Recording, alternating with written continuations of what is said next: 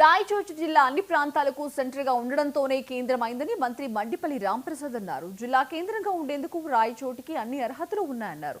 ఏ జిల్లాలో ఏ మండలాలను కలపాలనే ప్రతిపాదనలు కూడా మంత్రి మండలి దృష్టికి తీసుకెళ్లినట్టు చెప్పారు. ఇక ఈ క్రమంలోనే సీఎం చంద్రబాబు ఓ కమిటీని వేశారన్నారు.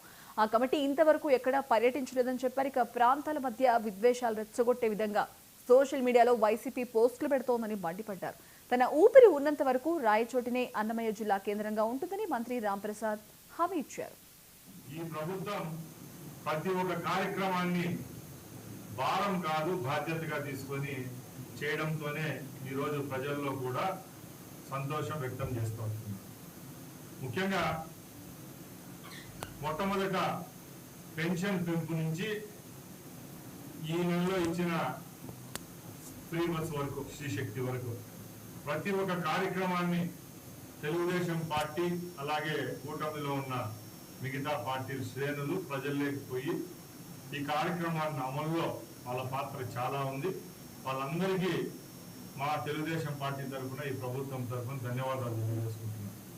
ఎందుకంటే నిన్న కూడా రాజంపేటలో జరిగిన కార్యక్రమం మా ముఖ్యమంత్రి గారు చెప్పారు. ఏ కార్యక్రమం అయినా రాష్ట్ర ప్రభుత్వం కానీ కేంద్ర ప్రభుత్వం కానీ ప్రవేశపెట్టినప్పుడు దాని బాధ్యత ప్రజల్లోకి తీసుకొని పోయేది ఆ పార్టీకి చెందిన శ్రేణులు.